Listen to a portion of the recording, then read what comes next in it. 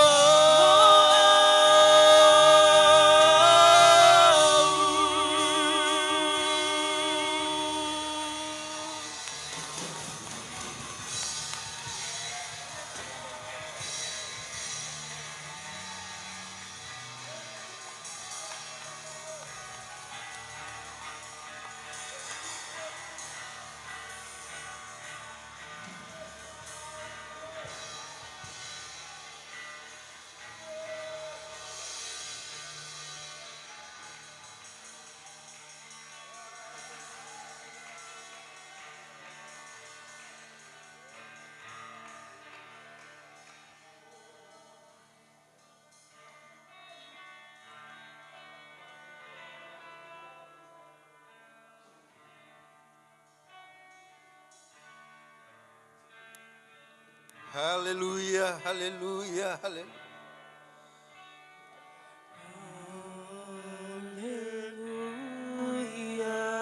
Glory to Jesus.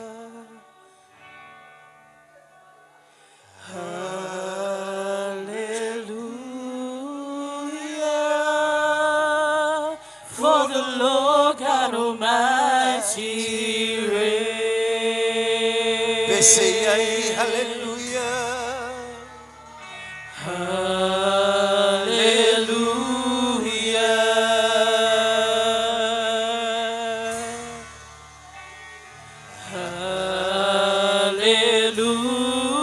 Hallelujah, for the Lord God Almighty reigns.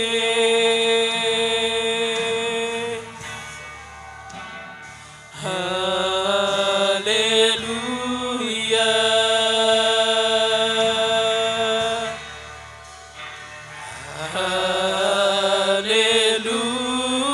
Hallelujah. Holy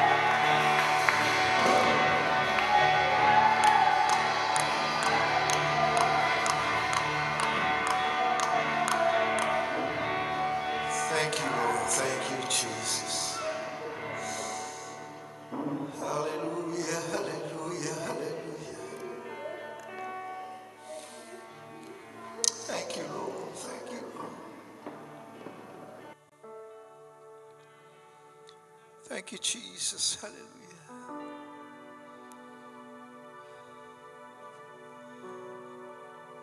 Hallelujah. I want to more to see a little more tanga mai le tai au. Pi pero lo toia te.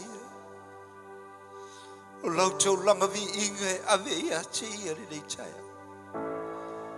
O e te vai au ta fai vai o ile tua. Vai ta ua ile tua le tai au. O le tua sau e fa manuia yo tato loto le nei. Ela e manolo na nganga pa ia. E pai mai yo tato loto. Hallelujah. Le lalo langi ia ifo atu. Thank you, Lord. Thank you, Jesus. We give all.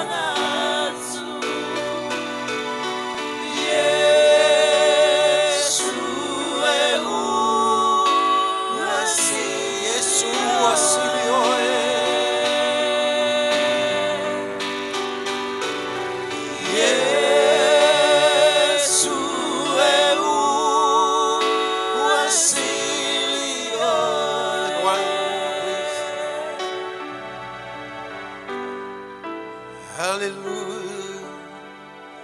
Glory to Jesus. We give all the praise. Pati pati atu ya te yele leitaya. Yes, Lord. E sili lava o elo matoto.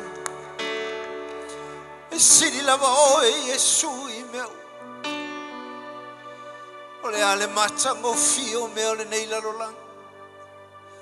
Ai ele tei me mavai ai lo mato atu.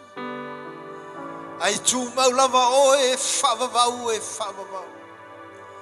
E loa lofo fo I e le suia o ananafi o le so. E o lava I le whavavau lo mato atu. O mato whaftai le nei tai au. O mwhai ona mato tui o luma. Ma mato fai tau langa o le vi inga I ato oe.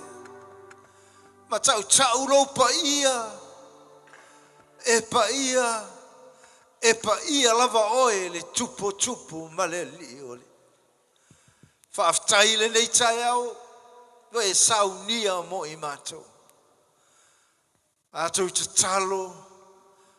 Tuma mo I pea loa nganga pa ia tonu ia te mato. Awane ia vese ina lo matou jama. Awane na e fetala I ole mea iei tō lua pe tō tō.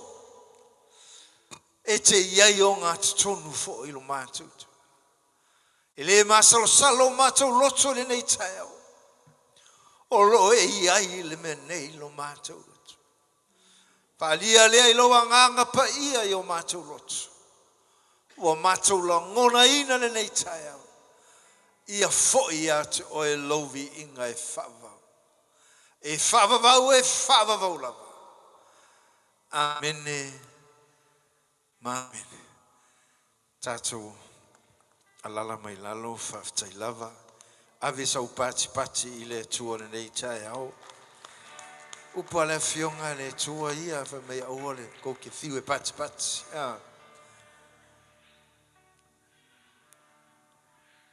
Ai fia ngi se.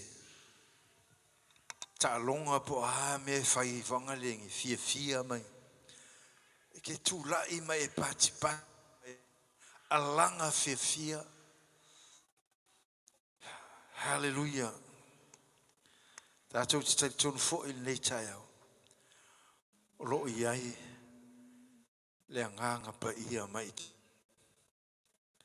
Hallelujah, hallelujah. Whawhero ai fo I tonu so tātou ainga. E foi fo toa tau mai tātou mātua me se foi. Tina ama whanau I ia le atua nei tai au. Mau foi nei awa noa e te su mai ai e te. Le ngata tātou te wheloa I ei foi le matang o fio le atua. Au loo mo moli foi ma pa I lo loto I le atua nei tai au. Ai whaitari atu. Po le a se upo le atua mo I tātou. Le a foi se whetalainga le atua mo I tātou nei tai au. Hallelujah, hallelujah, hallelujah. Pese mis tātou pese wha mole. Au mole tātou pese ono tule tātou whailaunga nei tai au. Ki lia lava staimi tātou te wha longolongo. Wha fonga ai lana upu.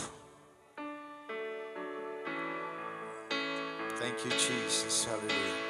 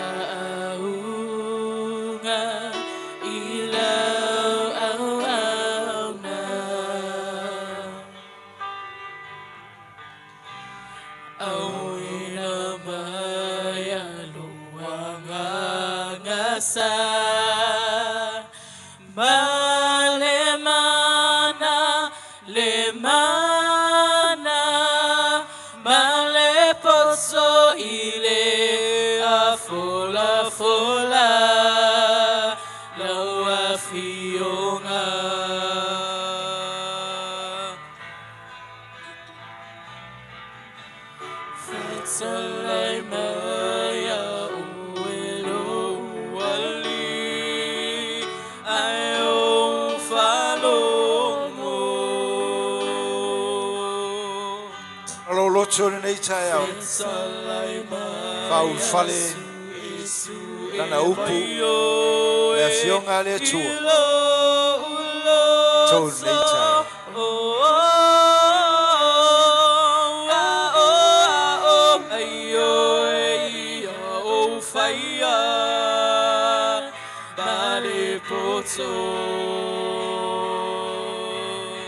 Hallelujah.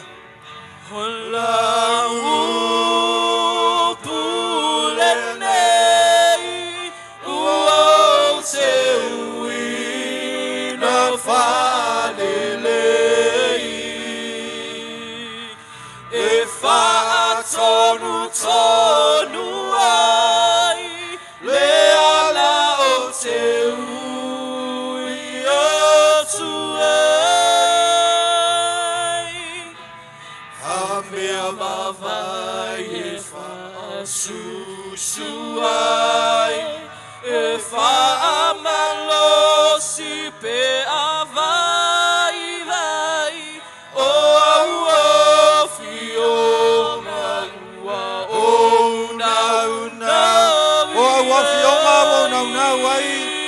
Hallelujah. Oh, fiona, oh, now, Toi pese ta se ai o la wa fionga o now yai. Hallelujah. Oh, la fiona, oh, now, Hallelujah. Tu fatasi o ao mai sau tau langa patie. Fa mawalunga le wingo le tual ni taiao. Hallelujah. Fa tai Yesu e wale la upul ni taiao. Fa tai lo fetalai mai ngang pa ir ni taiao ma tu longo. Awala upu pe ona fetalai o la wa feonga o le upu e fai le masuli o ma tu vai. I tai ina ai mātou. Whaafitai tele ta mai le wa o mai a te mātou ni asu. A wai te alofa i a te mātou. No Yesu ala tuailo mātou te talo. Ha mene ma mene. Hallelujah. Via le tua nei tai au. Patalo fatu tatou maftanga nei tai au sofa man malo Yesu Keriso. Sua le wauna le tua. Ina le mafuta matinal ngaluenga e whaftai le tua. Mo e la ole malosi. Fatalo fa foi na ia utama matutua mane ia utina matua. Hallelujah. Pea no fai atu te lo teimi o te tuai. E mimita ia lo loto tatou maftanga e. I le tele o tou matutua. Hallelujah. O le au ulu sina sina I tono se ngaluenga e manui ai faiva. Ia o lo tamo ia e matou ia talavou. Hallelujah. Mantua fa mai vole upo al tuspa ia. Ia o tou oito ina pe atou mai e wha malo lo tou. Hallelujah. E iloa fo e toi ina o wha linga. Amene. Ai whaftai le tua. Lo maua pele soifua maua ma le langi e mama. Ia e meise wha malo longa le tua ia te o tou. Whate alofa fo i nei uso matua whawhine. O le tātou maftanga. Hallelujah. Se yo lava I whanau. E malia e lava le loto. Nei tai au mai lava le amatanga. O le tātou sauninga se yo I le vi inga. Hallelujah. Praise God. Ese le malfa maondo le upo le tua e le vaai le tua e le numera. Hallelujah. Praise God. Le anga asau Yesu e le sau si tia le kalesia to tele. Pe to laiti. Ma e sau si tia le kalesia le se pona le se manu minumi. Hallelujah. O I tātou. Praise God. O I tātou o lo sau o Yesu Keriso. Hallelujah. O le mta upu na te fiatala noa ia te oele nei tai au. O le lua maftanga. Ia fia te lua mafuta ma le tua I lungo le maunga. Praise God. Hallelujah. Sa tātou whaalongo le sa mo vai atu. Hallelujah. Whaamanianga o le tangata e fia I le tua ma au auna I le tua. Wa e lua me o le tangata o le manuia pe au stai. O le malaia pe a leu stai. Praise God. Hallelujah. Sua e lau tusi le tala masani, tala ia ape amo. Kenese nai lua.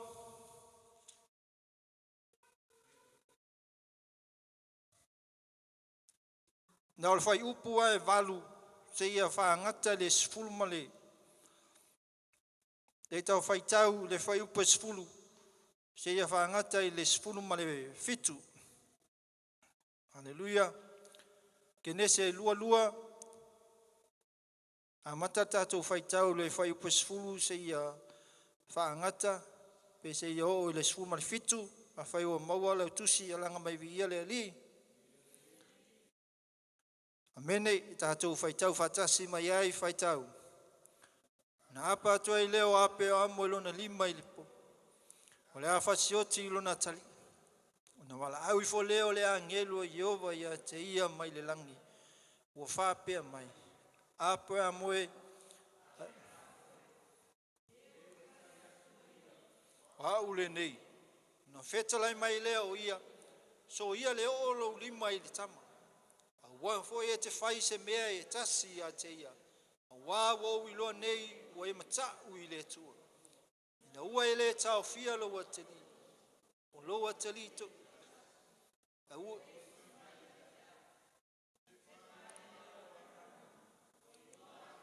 Fauta o le mamoe poa I ona tua o lavla vea I nifo I le la au filifili.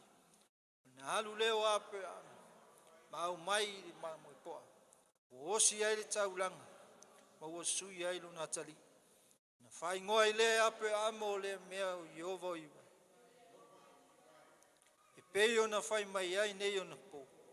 E iloa Yehova I le mau. Ma toe wala uifo le angelu. Ma whapea mai. Pea o utau tō au I atia. O e whai alava le neimi. O e le tau fia lo wa tali Lo atali e tutas.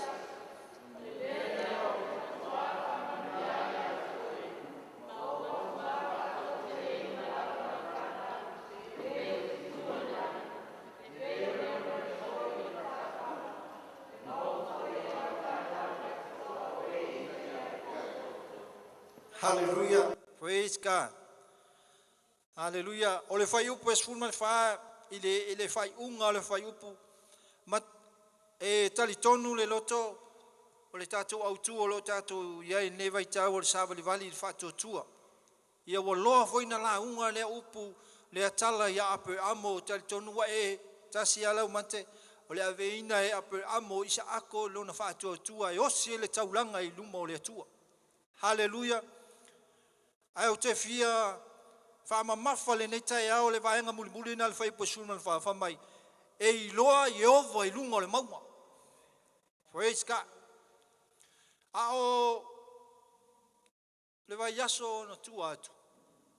O lua nema yaso. Sa o fai tau e le tala lea. Ia o masani e le tala. Ai peo se mea, peo se vaenga ua pupula mai lo uanganga. Malau va ai, le upu lea. Na tau loa lau fai tau i. No folo i lo fai tau. Ma o tilo ia. Ma vea o se mea ua ma lie ai lo loto. Leo te sau te whaasoa ia te oile nei taia. Leanga na manuia ai lo loto le upu lea. Hallelujah. Mai ei loa Yehova i lunga le maua. A tātou ole amataina mai ole tala. Hallelujah. O mea oma na tāpena iai ape amu. Na tāpena na whaatau no mai lunga le maunga. Hallelujah. Longa winga e tāhua le maunga. E whamai le au tū. Fia e mafu molo tua i lunga le maunga. I le whenga tuai. Hallelujah. Na wala wina fo e le atua mose. Na wheloa i le atua ma mose i lunga le maunga. Hallelujah. E whamai walu mose i lunga le maunga. O sa vali atu mana mamoe. E wa aia ku i lunga le mu me le lau. Hallelujah. O aina tala noa ma mose i lunga ina. O le atua. I lunga i whea. I lunga o le maunga. Hallelujah. Praise God. Ai o le mea wa manuia i loto. Atu mai le teimi nei le tū whale nganga o tātou iai. Tau whaata i le tātou mata upu le mea na manuia i loto. Ina wa maliu Yesu i lunga o le maunga. Tafe mai le manuia. Ma o le au so i lunga o le maunga. I whaatalitali le afe o pito lunga le fio me le ngang pa ia. Lea wa mai e lai ai tātou. Hallelujah.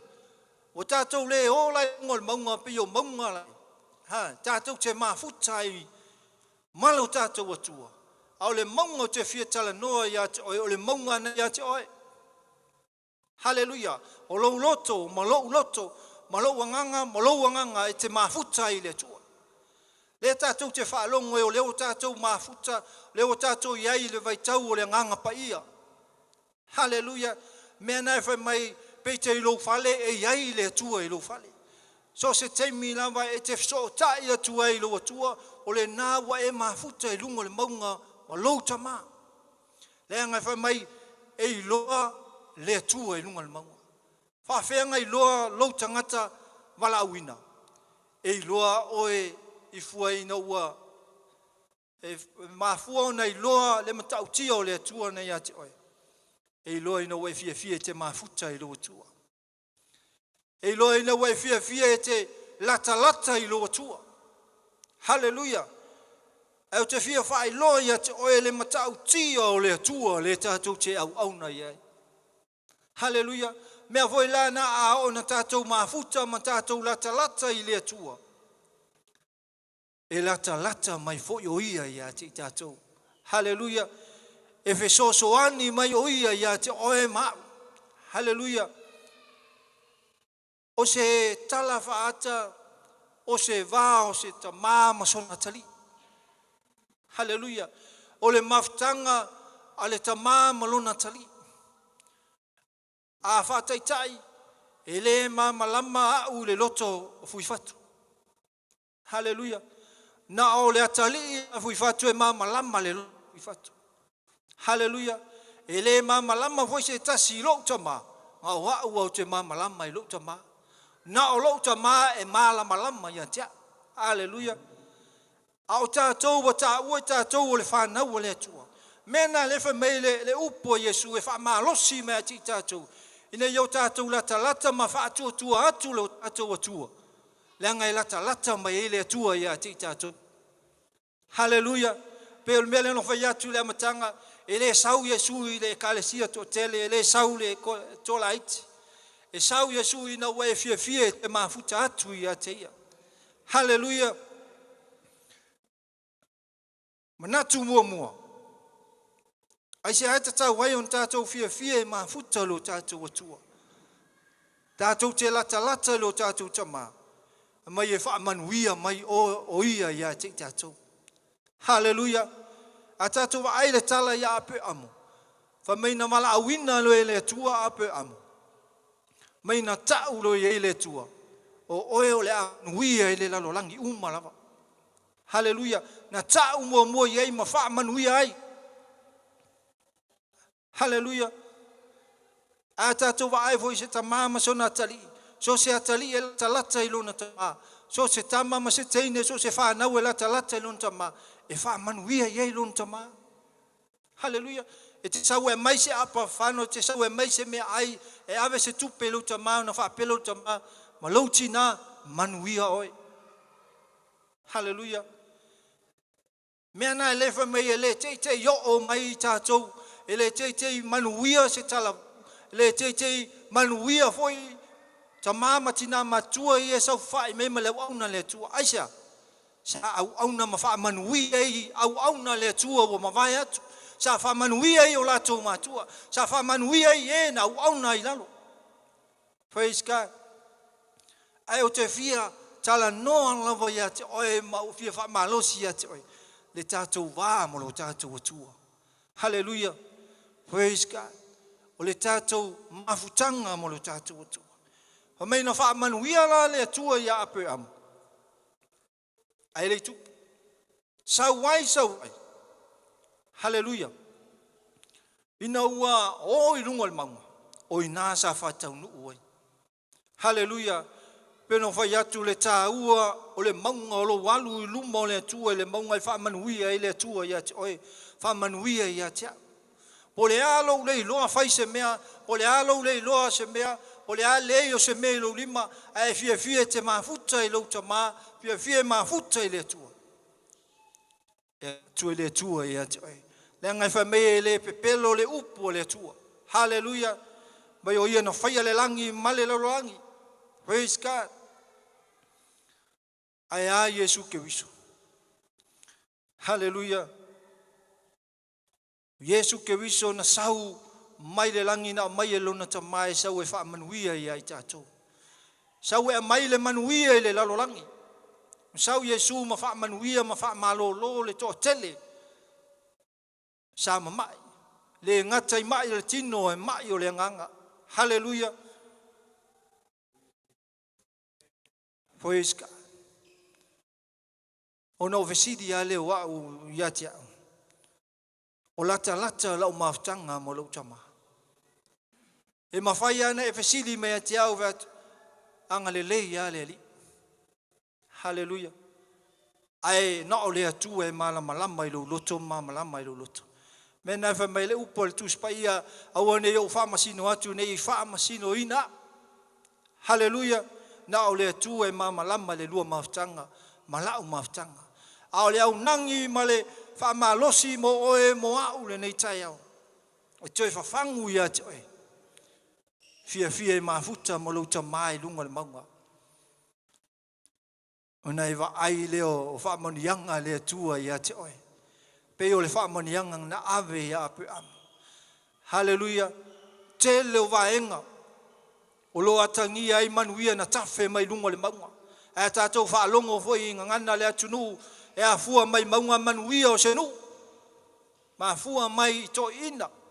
E a mai a te tātou le tūwhale nganga. E manuia o tātou ona o lo tātou atua. Le whamai e tā vita e whaasanga e o mata i le langi, i maunga. E whaasanga e o mata i maunga e o mai lo sosoani o i le maunga. O le atua le runga le maunga. Hallelujah. E o mai le fisosoani ia te oe, fisosoani ia te. Ai se ana alu o Yesu to tuli i lunga le maunga. Ina walata, teimi o le a whaasa tau o Yesu. Whaatolu na anu Yesu o lo mamoe o so o i lunga le maunga. O le fesilia i lo uloto, ai se hanga ta talo Yesu i lunga le maunga au i o le alo o le atua. Hallelujah. E le whainga tā ia Yesu to e alu lunga le langi. Ao se whaatai ta inga sili na whai e Yesu ke wiso, a o mai whaafita auri, a o mai whainga tai a ti tātou o le maunga i lumo o Yesu ke wiso, i lumo le atua, o i nai e le tali o tātou. Hallelujah. Le whai mai Yesu ke wiso, a watou te amoa o tau amonga. Au mai a te au o tau wavenga, a wala wavenga e maa ia. Hallelujah. A o lana mama lamata mai lona tali. O au i lo tama. Po le a se mamafa sau avenga, po le a se mea lau te ale whai au kilo ko le sau whai mai lau tamayo. E tupu i fole langona ma losi a te oi. Pe ia fo i meo ta'alonga. Aleluia. A tatou ai ta'alonga, po le a le loka vai tono se au ava aia kulo le maka ku loka tama po lo ta tinga le ta'al. Oka, o le malo ia a kau la vea koe malau whali. O le maftanga o e malouta ma o la na ma sani na e lo so se me te alu e o le te lu o malouta ma le atua ke le fefe fili le kamilo mai ka ko va ai atu le sau o me le nei vai tau ka ko va ai tau o lo tau e isa va elu manu tua oi o me mo tutupu o si le tau o soifuanga o kamanga ngai kau mai tatu. Ai au na lata le tua mo lata le kua ke sukia o mai lalo kamanga. Hallelujah. O le ale fain ka fa me sekia ka ko sekia Yesu. La sia le wa e lo tua la wa e lo ta mai ma faia so se mea. Hallelujah. Pe e mali e o tatu tala o le tatu sa vali fatu tua ke la ku le isa ko le se mea ai. Hallelujah. Tango tulis temi lau tanga o le lava faso. E kilo le lunga le atua. Kamala ngai vai o tangata le ke masau mai. Pe ia le ke le kupe ngai laukang. Ai le ai o Yesu o le atua na te au nei le ke masau mai ai. Mai sau te mafutai. Hallelujah. O le mea lona lua. Ta ai. Lo fia te mafuta i lo te mai lunga maunga mena tupu ia pe amu. Tofo ina i tātou ma whaaso ina i tātou. Awane iai o tātou whaata lunga o tātou ma whau ma loo ma whau. E whaingo fia le soifuanga le tātou iai. E iei te me tofo ina, a whaina tofo ina au na ma peo feta le atua. A o ele manuia, a whaina tofo ina Yesu ke wiso ma fa so ina Yesu fa toa o il manuia e fa pena o e ma le fa mai la wa yonga pa ia e fa tu saina le fa fine tu lou o le asa une fa na fa tu saina ita to tangata ke wisian mai o fa fine fa sa une e fa na we fa ti nga wa masani tina ia mta tu ta tu wa ai e o so tu ele mo le lo fa nei tina. Es kemi e whaati ngai, o es kemi e kau kingo pe pelo e is temi amai. Ia ere koe whaia si sitam.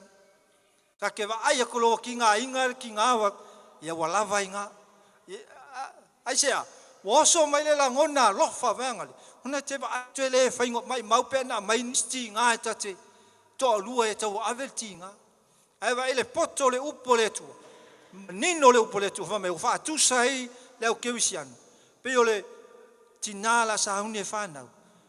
Sei mia tu ese lo martanga te fu. Ngalo umatinga. Ai oli rumo le tua. Hallelujah. E whapena lau tamu enga ma lau tamu enga. Awa e te popole wha mai a kopo. O le ono sa e tupu ai le oli. Hallelujah. A mai kumaro i a kopo. O mea ki ngā ma mea tupu mai. E sili e ngā kupu ai lo. Le anga lo iei lo pale le ola e whaapapau. Aleluia. E whai mea ti ngā ma mea manuia i tātou. Mea nei manuia e lo loto. Ile nei taimi ma o whawhetahi le tua i se la sanga wa tua ia. O ka le koe papole ka koe ika isisi. E ui o le tātou e ai le tino te latu ki ngā kulau loko le mea lai whai e lea. Haleluia. Ke wa ai aku le mea wha le tonu. Haleluia. E aka ko kilo wha le nganga le upo le tua. E mai a se le si ouso. Ta talo ma wha manui ai. Haleluia. No ale wha ata Yesu i le tangata len tātia i le ala. Haleluia. O lea lofa nei whai e ina. Haleluia. Haleluia. O le mea loa maia e le tua i a tātou mafuta i le tua. E tofo ina i tātou. O le tātou ma whana o le tātou mawtanga mo le tātou atua. Ma lou fia te mafuta i lautama. O a mea e o mai a te oi. O a mai e o mai a te oi. E te mau ano loto i rumo o lautama. Aisea, a le tilo me. E le whainga tā ia le atua na wha amalo lo i a te oi. Alu le matum ta upu se tasi o afiafi. Ai mai ale mele lo loto. A ona fa le tonu tangata. Na o le atua e mawhaia o na whai fa le tonu malo fa le tonu. Tu lau le ngana a ona ma le pelepe tātou i whainga le fili. A ona sau wā ma le fili le tangata. A ona e wa ai atu o tau le ais. Se fia ia te oi meo le nei o langa. Au e te popole ai lata i lotu. E wha le leie le tu. A le upuna mai atia. Mai na whai i tātou e le tu. Hallelujah. Na whai i tātou e lo tātou tama. Na o lo tātou tama e malama le me toi. Wha le leie i oi, wha le leie ia. Hallelujah. Peo na whai ato tātou maftanga ma lo tātou tama. Na o le atua. E malama ia te oi. E malama i lana ipu na ia whaia. Hallelujah. Awa e whai mai o i o le whai ipu o mea. Aola na tae le. Na whai e le tua. O ia na te toi wha maupopoa le ipu. Hallelujah. Mea nā o ma nei ai la uia whai tau le nei matau. Mau fia lo e lata lava i le tua ma lau ta maolo o au nei. O a mea uma e te tīngā ai. O a mea uma e te manao ai. O a tofonga e watu i ate oi. O a mea o e whaasanga ai. Tango e tuu i lautama. E sau o ia e whaale leia. E sau o ia e whaamanuia i ate oi. E sau o ia e to e whaasolo le lei mea uma o nei te manao ai. Hallelujah. Le whamai e Paulo i a Filipi. Aua tō te popole i se metas. Whaai loa o tō manao i le tō. Hallelujah. Ai o te fia whaai loa i a te oe le matau ti a whai o le atua na whai e tato. E ma whai e le atua na toi wha maupopo mea vaenga o lo tino. Tala noa whale anganga i a te oe. Hallelujah. Tau au na uma e lau onsai. Ti oa a whai le tala ale peofeta o eskelu.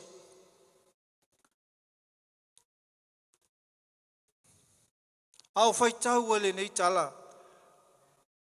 E tangi lo anganga i le matau tia o le atua. Tātou mata i iwi mamango le sa latu eskelu o tātitia. O ina toi whale leia. O ina toi ave pau. O ina toi ave ano. O ina toi ave manawa iwi mamano i. Na o le atua lawa. Hallelujah. Na o ie malama le tangata. Me o tangata ia na lawe vele taua. O ta ape umo la tau tino. O tati tia mai na o iwi. Hallelujah. O tati tia mai na o iwi. Ei teimi e tātou te o mai ei. Le whai mai o le loto whaanoa noe ma mango iwi. Ei teimi o te sau ei o whaanoa noa whaalongo peo kau mango. Na o le atua e ma whai o na toi whaatumu lau. Lau ngā lalali. Na o le atua e mawhai ona toi fōfō i to tonu lau ti ngā le iei. Aisea, ono le lua maafutanga ma le atua. Ale maa nei o le tali e eskelu nei eina. Na whai le atua e mawhai na e me eskelu. Ua e sila fia lava tama. Ua e sila fia lava o e te mawhai au na toi wha tū iwi mamano ia. A tu mai le ia tia, a o mai se mai ia tia, o mai se mi ia tia, o mai tofonga ia tia. Ona usili au te mawhaia. Na o loa tua e mawhaia ona whaafo ia le whaafita uri leo. Na o lea tua e mawhaia ona whisosoani mai ia tia. Hallelujah. Au e te popole. E ui na tofo ina a pe amo i lunga o le maunga. O le me pele ia te ia. Ai pe se mea ua tui lona lotu. Le fai mai o le atua e ave lona tali e osi e le taulanga. Hallelujah. Ai fua ia te au, ai fai mai se si lo ua tali e ave osi e se taulanga. Ke le mawhaia. Au te le mawhaia. Aisea, ai aua e tu ai ala au wa o le uto tele la ufana. Au apere amo. O le vanga ole le tua e mai se atali.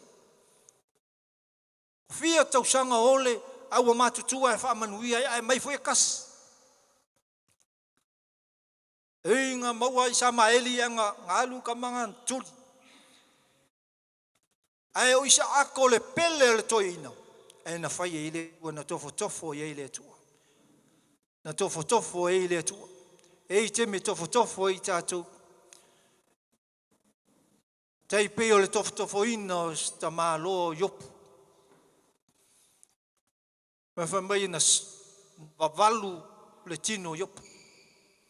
Hallelujah. O leo te tala noa ia te oi i mea na amai e le anganga o le tua ia te. Na manuia e lo loto le mafutanga mo le tua.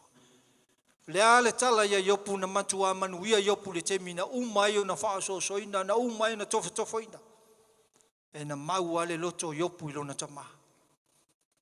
Na mau ale loto yopu i lona atua. Na o lona atua e mawhaia mea umalawa. Hallelujah. Vaenga muli whai loa ia te oe. Ai fia e te mafuta i lunga o le tu. I lunga o le maunga. So se mea e te mafuta. Mea nai whai me ai alu ngā luenga i whai ana e mafuta i le tu. E le kau wa ai mai tangata o toa tuli atu.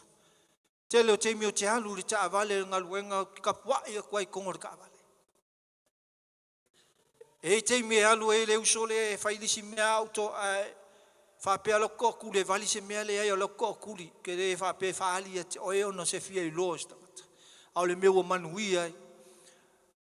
Se mea whatau waa lau te toa tuli e mau whaftai i le atua. Langa lauke i loa lele. O le iei lo ta mai a tia. E wa ai lei me whai e le atua i a tia ui langa luenga lau te i.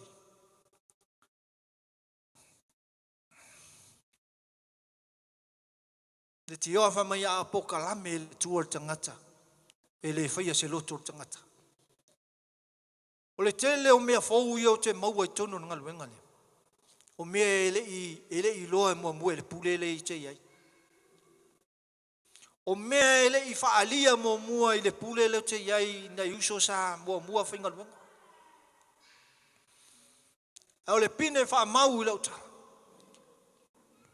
Ina ua mantou tala noa ma le au aunga. Ai whaaftai i le tua. O mea sa whainga tā i le aso. O mea sa toi titi lua vai aso o whai. O mea sa peo se mea ua kauaunga musu el tangata. Au le ngā ioi me i le tua. Le ngā ioi me le tua. Le tele o te mina le tai lua tai tolu aso e whai e se ngā luenga te le. Mai whea. Au mai e le tua le poto i a tia. O te rei loa o te sau a ta vale o te sau moli maulu o lua te sau. Ma pe o te tangi lumo le tua. Te ofo i a te oe whawhewhenga e mai al nia ta mai a tia. O kele ia o ngai. Ai sa fai a onga nganga pa ia chao. E o foi lau tu te tono ngā luenga nei le tua. Ma lau tu i tua le wauna le tua, ma lau tātou tu i le ngā luenga le tua. Te leo sau lava o sau poto. O te leo tu foi o sau fia launga. Au te mana e whaalia i le matau tio le atua, leo te au nai. Wa ia whao ngā le tangata. Eo no whai atu le isi aso. Lau te whainga luenga e whamei le upu e leo le whao ngā ina, au le ola ina o le upu o le atua. Au le ola inga o le fina ngalo le atua. Le tio a whamei lau so ia Yesu. Sau e ai, e mei Yesu. Le ai o lau mea ai o le whai o le fina ngalo o le utama. Haleluia. Po le alo whatau waa, po le alo tatou tola iti, po le ale toi ngā mei ei a tatou whai al fina ngalo. Pe te sau whae mai I, pe te alu il whale po whele me te iai, a e whai al fina ngalo le atua, lata le atua ma wha manuia ia te ai. O le vaenga muli le na. A ono sai a pe amo wha manuia iai le atua, na ono sai tofonga, o na wha manuia lola io iai o le atua. Ale foi mai le talartus. Mai wa uma ona au mai le ma moe le ngalavla vea mai. A mai e osi e lo taulang. Saulo male angelu koi fai mai ape. Ia e tu ma eva ai atu yo. A eva ai aku le mta fangala.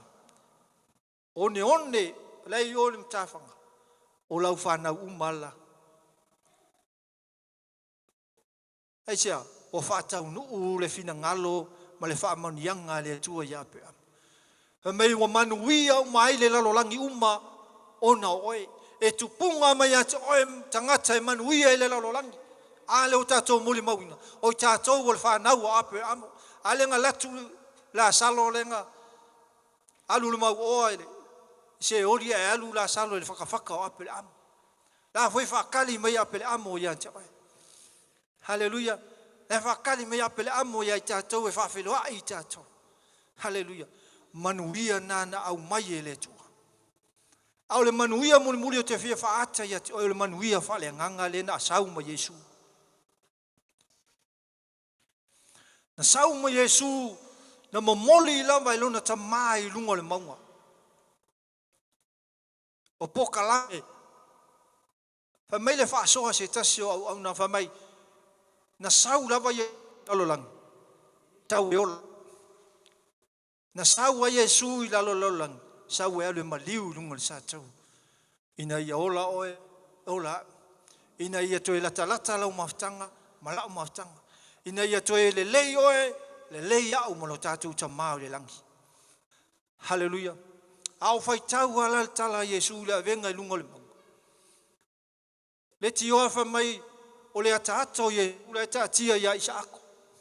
O mea na tupu ia ape amo me Isaako. Le na whatau nuu I Yesu lunga le satau. Whamai o le whengainga tuai o le atato o le whengainga fau. Mai na alu a Yesu I lunga le satau. O tangala tu I le ngona o le atua I le teimi o le awhatau nuu ai le folfolanga I lona tali. Anai wala au o Yesu I lona tama. Lau tamae. Ai se a ea wa e. Le manatu mai e atia. Ai se a ea wa e tula fuai mai e atia. Wa iloa le Yesu. E le kilo mai lona tamae le temi la whatau nuu le oti atia. Ua whawhitai loto I le tua e ui na ti ngā. Ai a tuu au I la ngona o le tua. E ui tātou le tusa ma le tua. A tonu o le mea na mai a te au a tonu la wha o le oti a Yesu. E le tilo I le tama. Le aso wiloa a e sau se wha o se mea ti ngā e lo tari. E te fia tilo I ai. Tātou te fia wa ai. Ai whainga tā. Na whatau nuu ai. Temia na tau nuu ai le misiona le fina ngalo le tua. Mai na tolo le manavo Yesu Keriso. Tafe mai lo le toto. Tafe mai fia. Tafe mai lunga le maunga. Le sa mafuta Yesu mulun tama. Masau masae lua ai le ia pui pui. Na sae lua lo le ia pui pui. Ua manuia oe. Manuia i tātou. Wha mai Yesu i lunga tātou. Ua tau no. Ua whai le nei mo i tātou. Ua whai le nei mo oe maa. Wha mai ua tau no. Tafe mai masae lua ele ia pui pui. Ai au sue atu le ia pui pui wha mai o le ia leo. A tu le ia leo ngā kongua saulisi e o mai mo meo pulu vanga tu lowe sopo ia le ia leo. I le masae le ia leo. Le mafia fia le ia sa whai lava i vanga inga tuai. E le mawhai e sesi o na sae lua ina le ia leo. Aia, na mawhai e le toto Yesu Keriso. Lewa e manuia, lewa e sau fae me wa e manuia, lewa sau fae, lewa tu tu tua i nei manuia o le tua. E le tete iau tu i, e leo se poto, e leo se atamai. Ao le fina ngalo o le tua o tātou manuia. Hallelujah. Le nei le wha malosi mo oe, le wha malosi mo wau le nei taia. O wha tā ua le nei taia au lau maftanga, ma lau maftanga i le tua. Wa mai lau maftanga ma le tua. A le mowo lo tātou wa manoa i le aso ma le aso. A whai wa uloa tau mamao ma le atua. O le teimi o lo whalata lata i le atua o mowo lo tātou wa manoa. Aia mai ia te au le whata. Le telinga tū le wauna le atua. Mai lo lai titi. O le tala le si a mātou whaiwhi a oi Samoa. Ie tō anga te saulu mai i le whata. Le anga i leise se tonu sa. Tō anga i sawi aisia. Le anga i ngata e te talo mo anganga fau. E te talo mo i tātou ina ia wha fau pia le tātou maftanga ma lo tātou atua. O te mana o mia fau le wha fau i le aso lo o langa ma le atua. Hallelujah. Le anga lo tātou feto ai. Aole, wha malosi mo i tātou le ni taia. O lo loto, ma lo loto e whaia le tātou i whilinga. Tātou te avea i le atua. Ma tātou mea fia tātou mafuta i lo tātou tama. E ti oa whamai Yesu Keriso te tū le whaita toa ma tui tui. E lo se whaita toa o le whale, o le whaita toa o lo loto. Te tala mai. E se ulu whale mai le atua e whamanuia i a te oe. Se ulu whale mai le atua e whamanuia i a te oe. Aisia, le anga ita tama whamai o le atua e fuā. E fuā o le atua pe a tātou o le lalolangi. Fuā o le atua pe au tangasala. Alai ei le avanoa le atua. Mo wau. Hallelujah. Yo tātou oli i le li. Yo tātou fia i le li. O le mea muli e te fia whamalosi a te oe. O le teimia e te toe lata i loutama. O le teimia e te toe fia i loutama. E le ngata e oli angelu le langi tangata e toa tasi a salamo maliliu ia Yesu. Oli fo ia te oe pe e toe sau i luma loma tanga ma loutama. Hallelujah. Whamai e oli angelu le langi le tangata e toa tasi a salamo. E le ngau tangata o leile lau langi. E mawhai fo ia na usau peo na whai atu. Au a mata na utau mamao ma le atu. Hallelujah. E whamai e tuli mai e le tua na angelu. E wifo angelu e patipatia tai peo le tala le tamaa ma le wii whamama oa. E ui na ngasala lo na tali. E sa ia whaia le tausaminga ma oli ina wato e foi me lo na tali. Lo wai ngai nei tai au. A whaiwa mana o mia le whaatumuina o lo wipu manuia. Mana o mia le whaatumuina o lo wipu o taunga o ngā o lo wipu e mese o lo wipu. E lo le tātou wa manoa nei. O lo iai pe lo tātou wa manoa i aso oma. A ele ia fio mai o ia. Masi i tia i tātou. Anga lele mai le tua. Fia i mafuta i lo tamai lungo le manga. Na wha manuia o ia i ate oe. E te manu malo ai tofa tofonga. E te manuia ai. Anga lele mai le tua o no Yesu. Whawhitaita mai la upu nei tai au whawhitaia ngang paia. Talo o lau nganga paia, lau ngaluenga. Lua ia nganga i o mātou loto i na ia tupu leo la aua nei se ngia aua nei. A veo se upu e ola pe i o mātou loto. ai si le nei fa manuia ia te ma tole ni chai au no Yesu ala toi lo ma tu te talo amen e amen tu na tu le au na le tu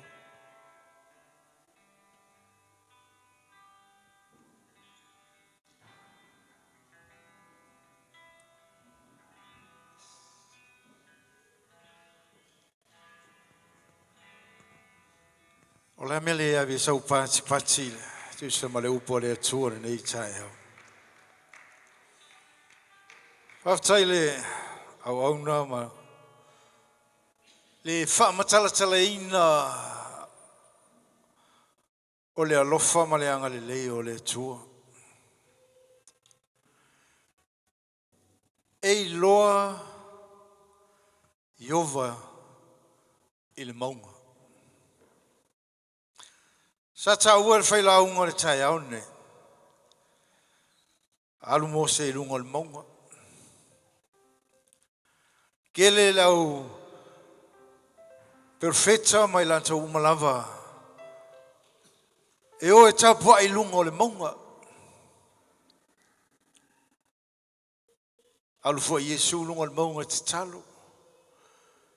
Ai nga whahi u fo i le amo Yesu sa tauro ma lunga le maunga whaku wai. Tau wai Yesu inga. E se le makau ki o le alofa o le tua ia te tatou.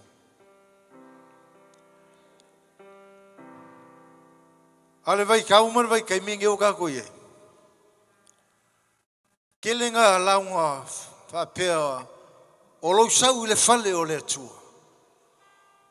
O ngai ke alu i le lunga o le maunga.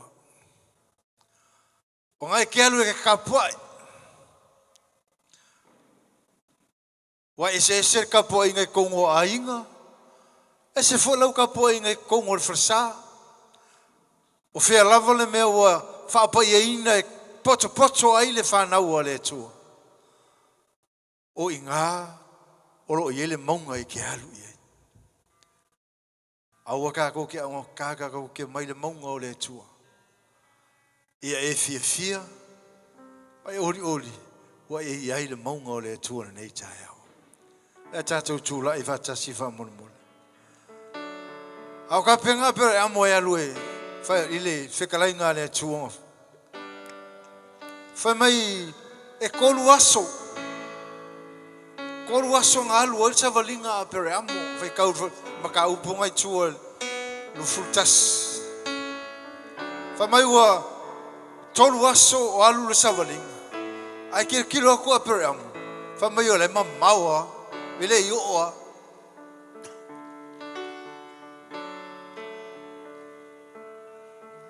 Whamai whai akua pere amo i lau ri tō ruanga tō mai. Whakai lau rua i.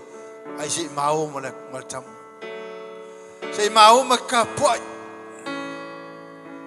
A uma. O ngā makoe o mai la ia. A leile loto a pere amo whamai. O longa kari i lea lua o sirkaulanga.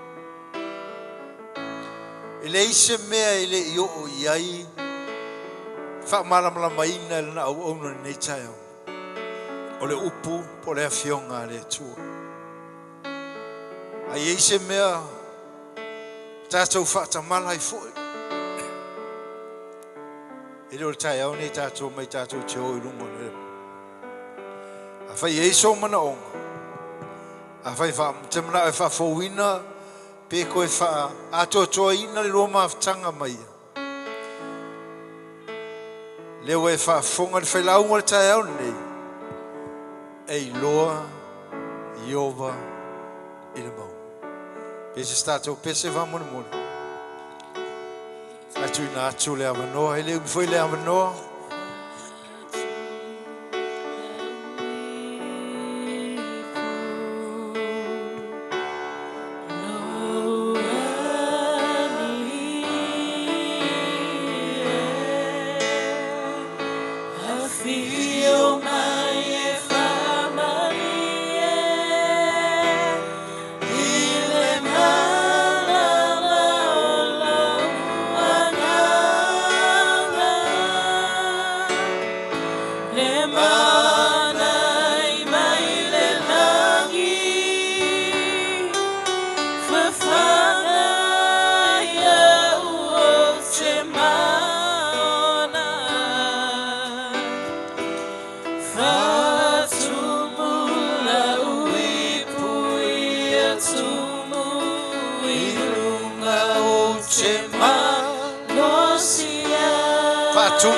wipu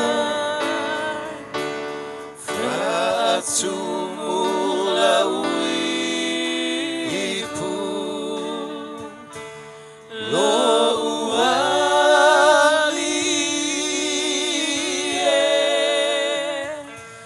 Fio mai e famalie Hile ngala lo anga Le manai mai le langi Fafanga ya uo te maona Fatumula wipu Yatumu Ilunga o te malosia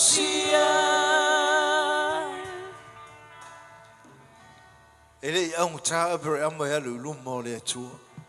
Pe o le vala au na vala au ina ai o ia.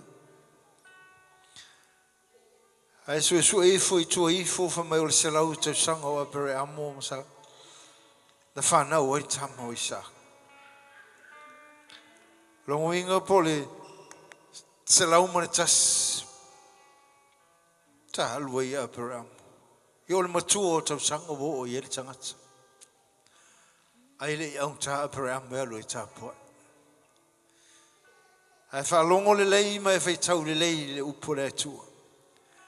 Mai a mai alwe avelo watali e osi mai ai le taulanga ia te. O le tofto fo ino i tato. E le faingo fie. Ai faingo fie me o pe e malama i le fina ngalo le tua. Ile vala o e vala au ina ai tatou umalava ele tu. Ile va ile tu la titi. Ile va ile tu ele matua. Ai va ile tu ele loto. Po e fa tanga e fio ai. Tatou te pestasi mai ai. Vai le tatou tsa. Fatumula wipu Lo walie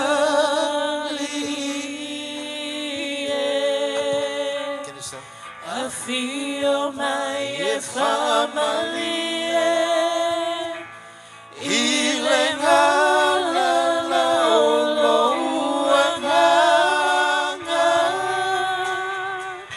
Le mai le langi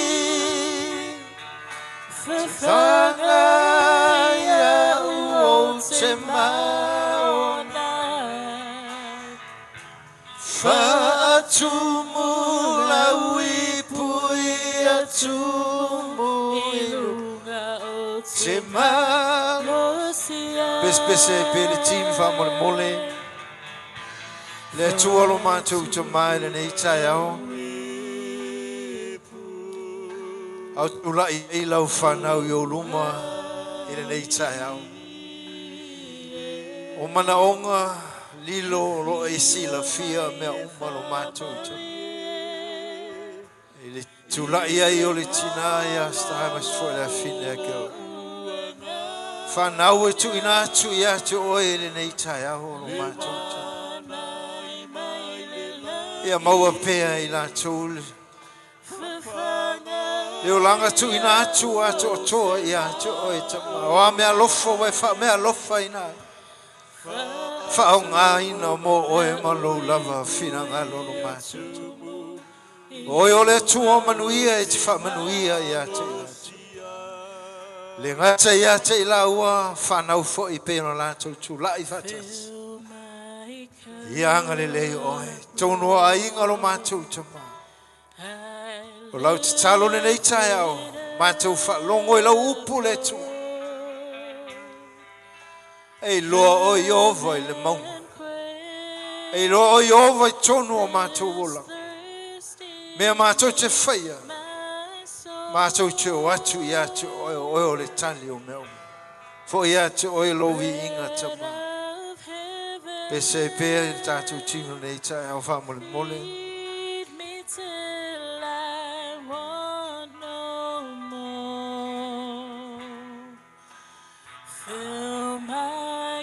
mana fai le tsalu fa tsanga le mo le Yesu ma li ma fa ole lo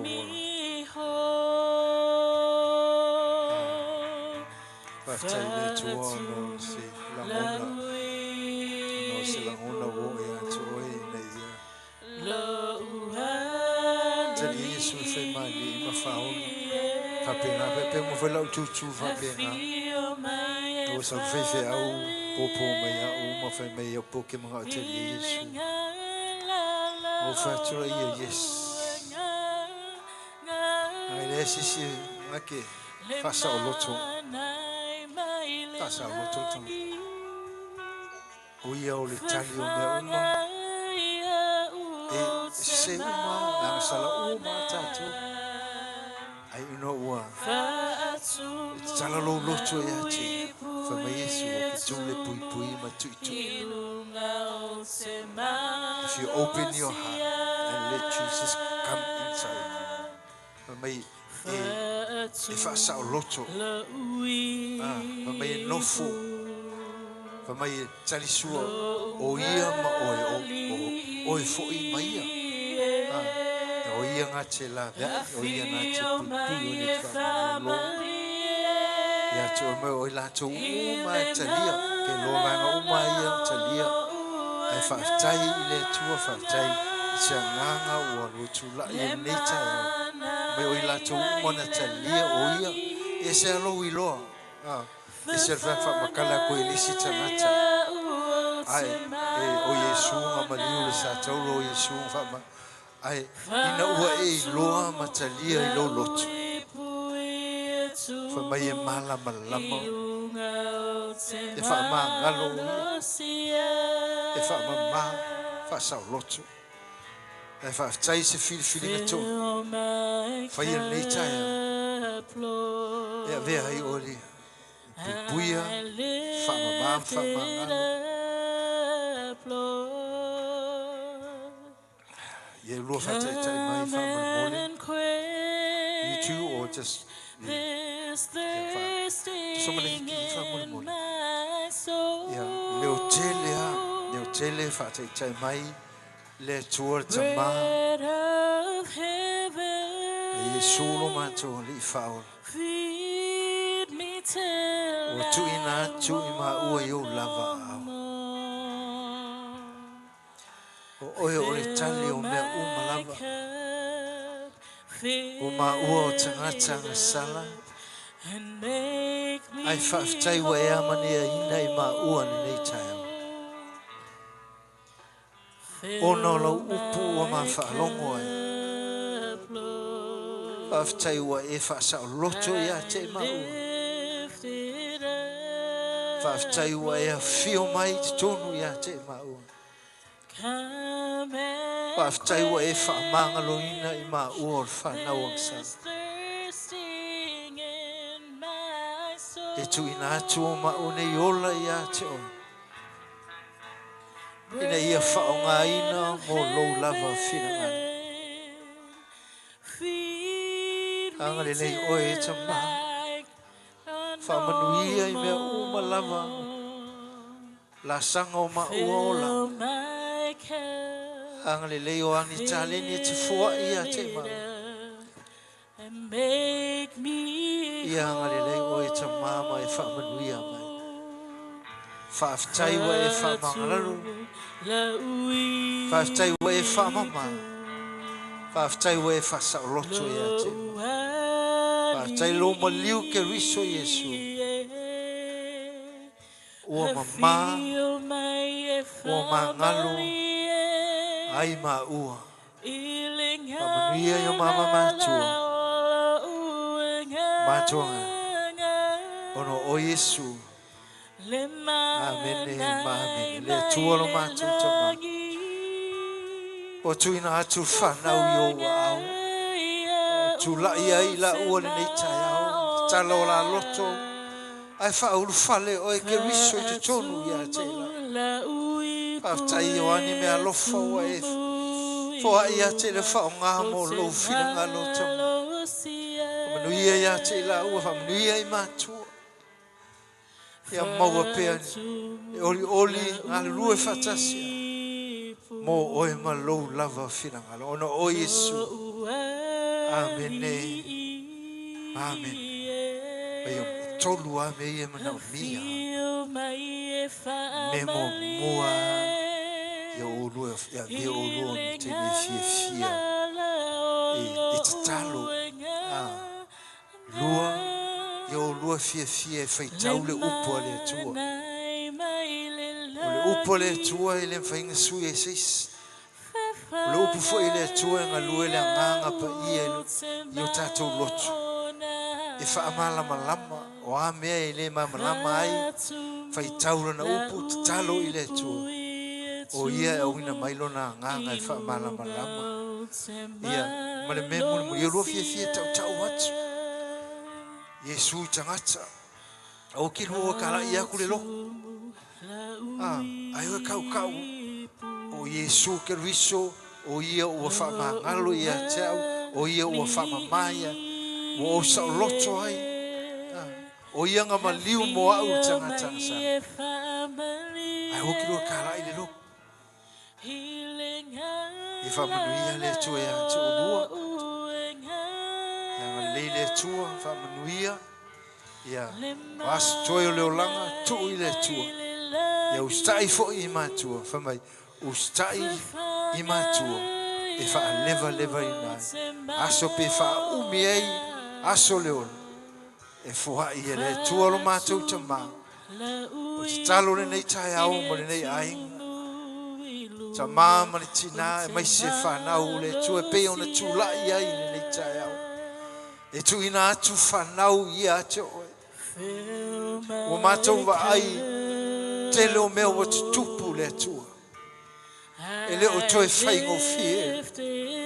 Na o oe lava ta mā. E surwhai ai lau whanau no mātou. Oe fo i o le mawai le file mu. Oe anga le whamanuia ia te ilatou. Wa foi ni mana onga tu ina atu ia tu. Oi lava o le tali lo mato tu.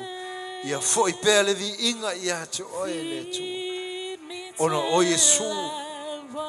Ono o Yesu o mato vala o. Amen. Amen. Famu le tele lava le tu ni tai au. Anga le tu.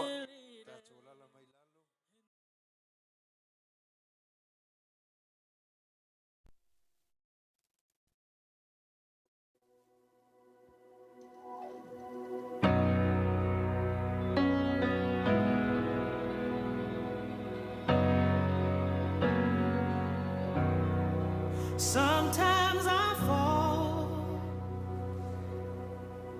to my knees and pray. Come, Jesus, come. Let today be the day. Sometimes I feel like I'm gonna break, but I'm holding on to a hope that won't fade. Come, Jesus, come. We've been waiting so long for the day you return to heal every hurt and right every wrong. We need you right now. Come and turn this around. Deep down I know this world isn't home. Come, Jesus, come. There'll be no war, and there'll be no change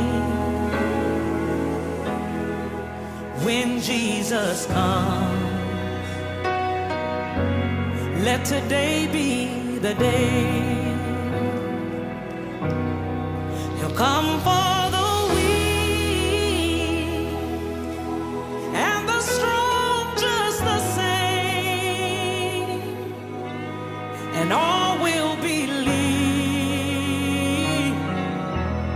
in the power of his name.